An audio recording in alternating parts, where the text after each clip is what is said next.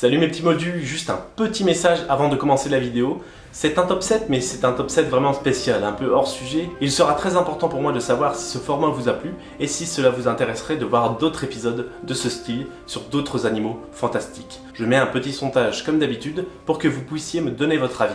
Allez, amusez-vous bien.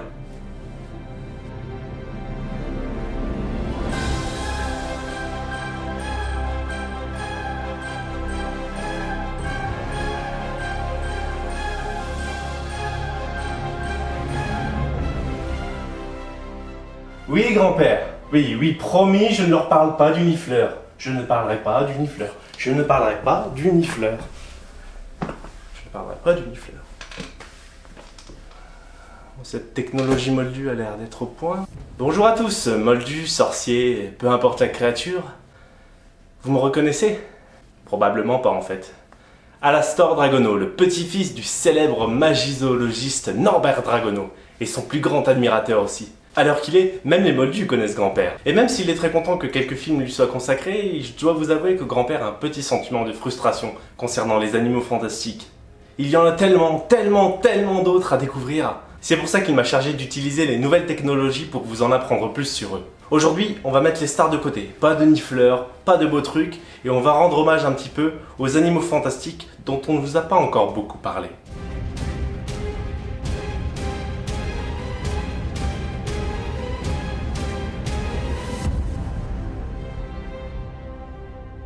Ah, le chartier, sale bestiole.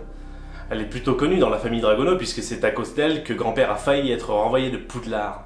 Pour vous représenter un chartier, c'est très facile. C'est comme un furet moldu, mais en bien plus grand. Et surtout, un chartier peut parler. C'est même l'un des rares animaux fantastiques qui est capable de parler sans qu'on lui apprenne. Par contre, n'espérez pas vraiment avoir une conversation sérieuse avec un chartier. Ils ne savent que débiter un flot de paroles ininterrompu d'insultes en tout genre. Charmant. Bizarrement, je comprends mieux pourquoi il n'a pas été sélectionné pour faire partie du film. Et d'ailleurs, quand je vois certains moldus et sorciers communiquer, je me demande s'ils n'ont pas été croisés avec un chartier. Vous croiserez les chartiers surtout en Amérique du Nord, en Irlande ou en Grande-Bretagne, mais ils vivent principalement sous la terre. Ils chassent le gnome, mais peuvent aussi se nourrir de taupes, de rats ou de campagnols.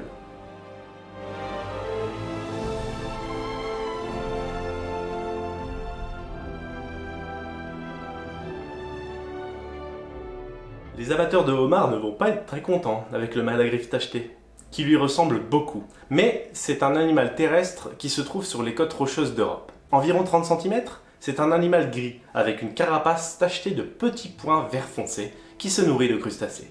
Il est dangereux principalement pour deux raisons. D'abord, faites attention, ne le confondez surtout pas avec un homard et ne le mettez pas dans votre assiette, car il est indigeste, que ce soit pour les sorciers ou les moldus. Si vous mangez un malagriffe tacheté, tout ce que vous allez gagner c'est une fièvre et un urticaire verdâtre. Bon appétit! La seconde raison de sa dangerosité, c'est morsure. Si vous vous faites mordre par un malagriffe tacheté, vous allez vivre une période de malchance incroyable. Vous aurez beau faire tout ce que vous voulez, loterie, n'importe quoi, tout ce que vous tenterez sera voué à l'échec suite à cette morsure. Et ça peut durer une semaine. Je me demande des fois si un malagriffe tacheté ne m'a pas mordu dès la naissance.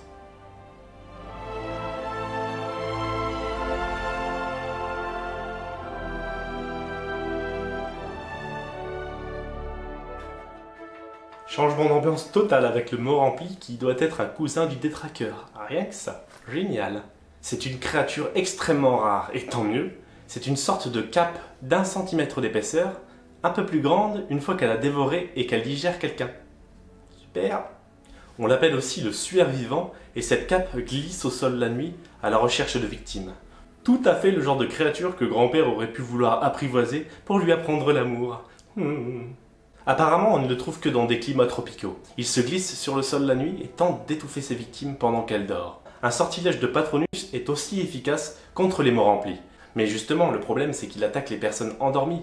Alors il faut vraiment avoir beaucoup de chance pour pouvoir lancer un Patronus sur un mot rempli et sortir vivant de son attaque. Et il repart ensuite de chez vous tranquillement sans laisser aucune trace, ni de lui, ni de vous. C'est comme si vous aviez complètement disparu. Bonne nuit.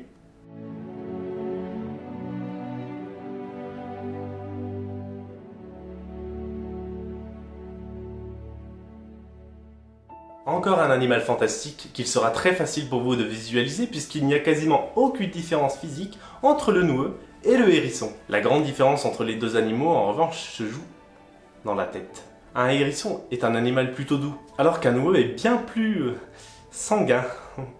Un exemple tout bête, si vous donnez de la nourriture à un noueux, il va croire que vous tentez de l'empoisonner et il va ravager tout votre jardin. Beaucoup d'enfants moldus ont été accusés de vandalisme alors que le véritable coupable était un noueux offensé. Une sacrée bête que le noueux, tellement susceptible, tellement suspicieuse, c'est incroyable. Si vous le croisez, faites surtout attention à ne pas le vexer. Vous le trouverez principalement en Amérique et en Europe du Nord. Une autre petite chose à savoir, les piquants de noueux sont très utilisés dans les potions, dont celle d'hilarité.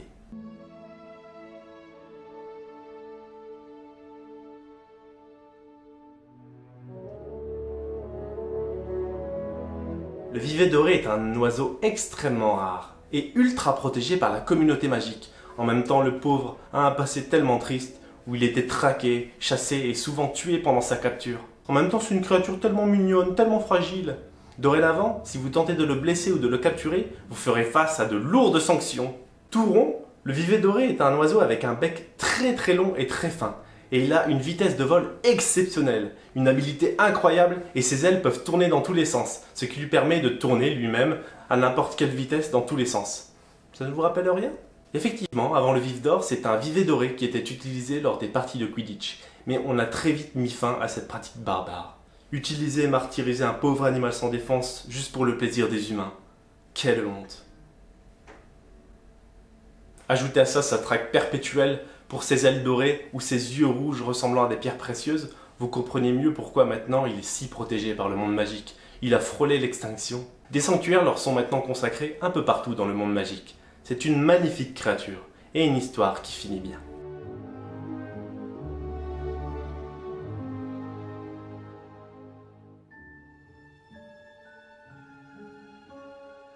Peu de chance de trouver un serpent cendre dans une habitation moldue puisque celui-ci naît d'un feu magique qui est resté trop longtemps sans surveillance. Présent dans le monde entier, cet animal fantastique ne vit qu'une seule petite heure, pendant laquelle il pond des œufs dans un endroit isolé.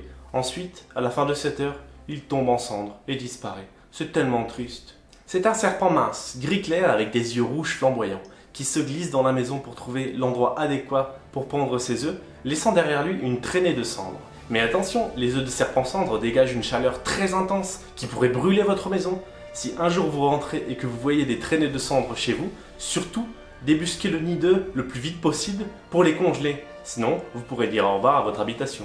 Surtout que ces œufs sont aussi très utiles une fois congelés. Ils servent dans la confection des filtres d'amour ou de la potion du Felix Felicis.